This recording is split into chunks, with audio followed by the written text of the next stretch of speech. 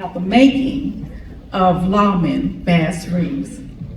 Thank you, Mayor, for the introduction, and thank you all for joining us. I'm going to start off with a question that anybody can answer. First off, how and when did you first hear about the Bass Reeves story? As a child.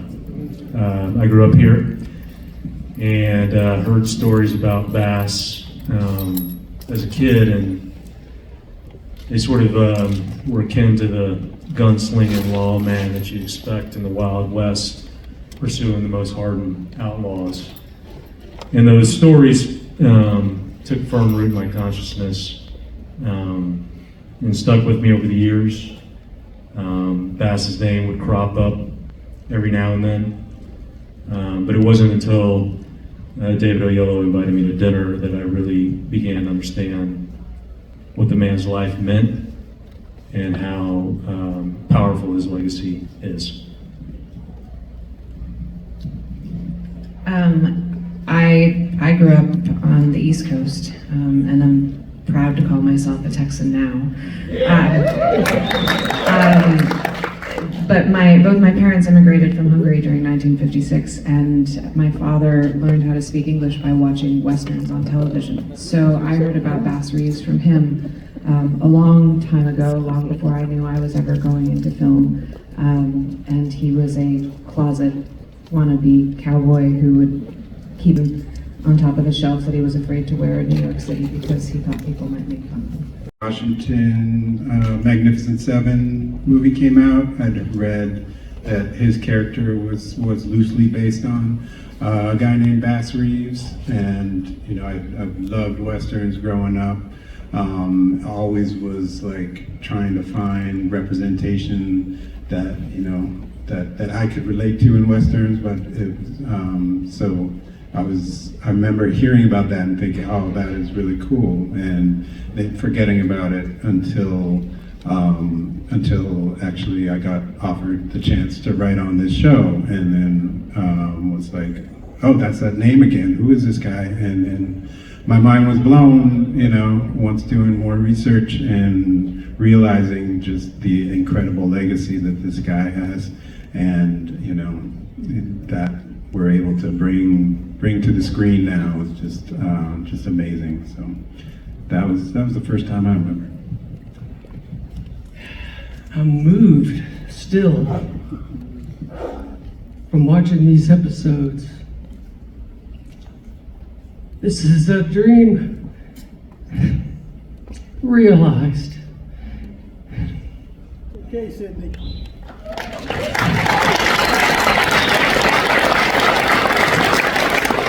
In 2010, I watched Morgan Freeman on CNN. He's being interviewed for his latest film, and at the end of the interview, he's asked what his dream role would be. Well, David Oyelowo yanked that from him. He said, Bass Reeves, and started to talk about a man I'd never heard of. A lawman for 32 years, the most successful lawman of the Wild West, a black man. He said, nobody's really ever written about him. I want to play Bass Reeves, and I'm at home, a story writer. And I'm thinking, man, I want to write Bass Reeves. He sold me. So I do a little homework, and there wasn't much to read.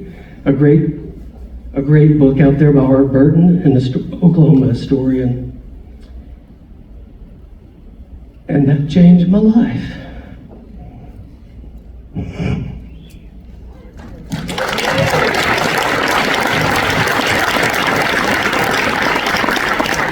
I've got my family here, and I got some sentimental.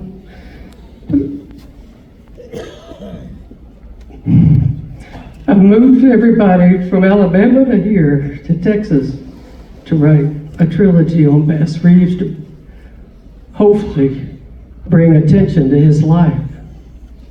What an amazing man and what an amazing show. And I thank you. I thank you.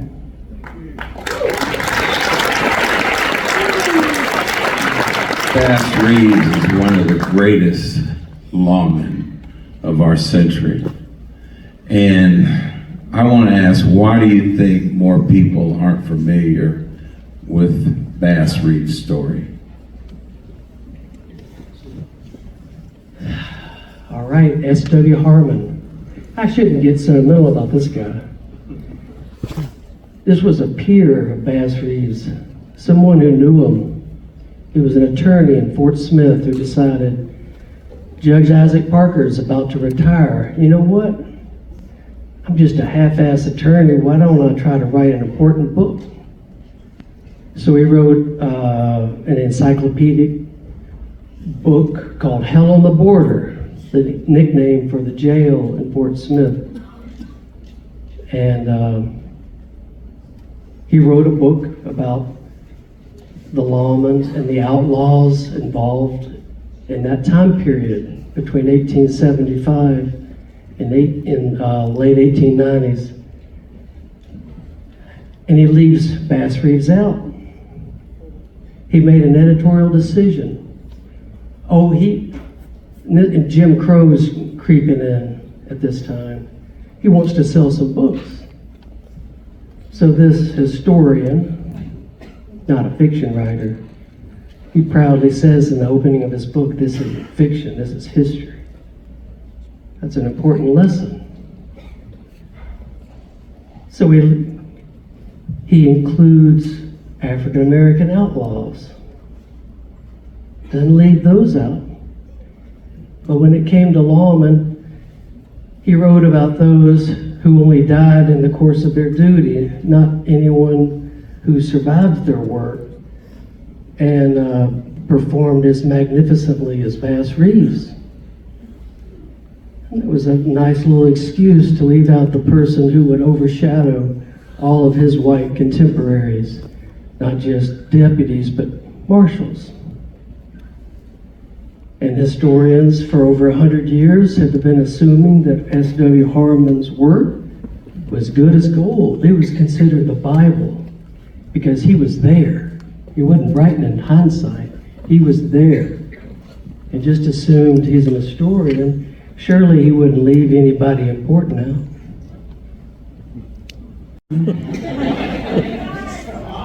What should we pick? We started shooting this in January, and we finished shooting this in June, and we got all the weather. But honestly, doing a show of this scope is very difficult under the best of circumstances. I think we were all driven by a deep desire to do this story justice, and very aware of the fact that that had not yet been done, and not wanting to get anything wrong. We had an incredible family, and it really was a family on the show, from our impeccable cast that it breaks my heart cannot be with us because of the ongoing SAG strike that are the heartbeat of this story, to a brilliant writer's room, to production design team and costume design team, and every single person on that set, I think, felt honored to be able to be there. I would like to take a quick moment of your time. And guys, I have seen you all come in this room, so you're going to stand up. I would like to ask everyone who's worked on this production in this room to just stand up and show us how many bodies in this space laid their hands on this work.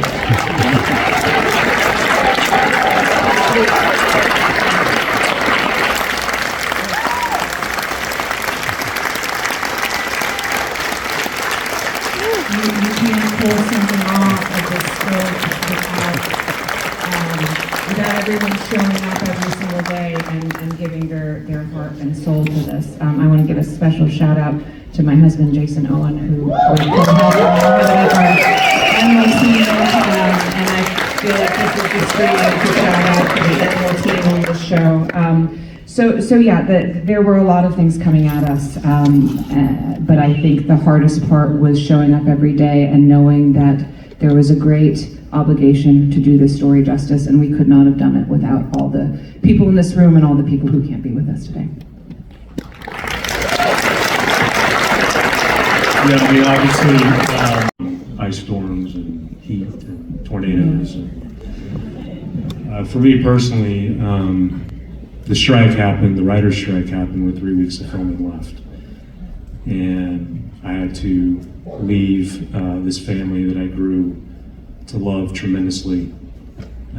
And thank God for Christina, because she took the handoff with such grace and ease, and is extraordinarily talented, and eternally grateful to her for manning the ship in my absence. So, having to leave this thing that I, love tremendously was definitely the most difficult part.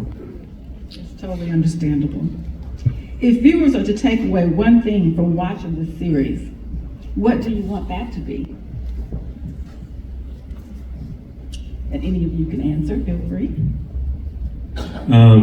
We set out to tell a story about the triumph of the human condition. And nobody represents, in my opinion, the triumph of the human spirit better than Bass Reeves. And so I hope audiences take that with them. We all have different experiences, and I certainly can't begin to fathom what Bass Reeves experienced.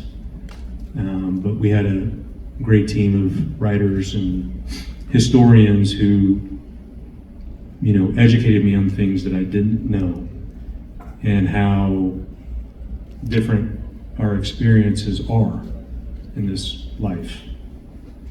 But that being said, there is a universality to us that is present in every individual in this room and every individual you'll meet on the street, which is we all feel love, we all feel pain, we all feel heartbreak, we all feel this wide range of emotions that make up what it is meant to be human. And so while I can't possibly fathom Bass Reeves' life, I can try to understand some of the things that all the characters in the show go through, just based on the emotions that we all feel day to day. It's a pretty easy takeaway, which is that I think David Oyelowo is one of the great actors of our time. These 2 episodes only span, 14 years? Over the course of the series, he goes through such a remarkable transformation as a character. His voice changes, his posture changes, his mustache changes, his perspective changes, and it really is just a tour de force performance. But not only is he a remarkable artist in front of the camera, he's also a producer on the show, and without him as a driving force, the show would not have gotten made, certainly not in this way, certainly not at this time. And he had been pushing the project forward for 8 years. And so my personal takeaway from this show is how much power there is in not listening to someone who tells you no.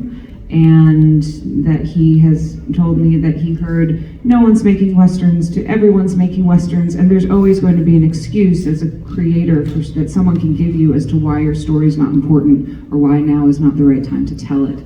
And so the great takeaway I have gotten from Mr. Oyelowo and the other creatives on this project who have been pushing it forward is don't listen to people when they tell you no. Just know that your yes is going to have to come from you.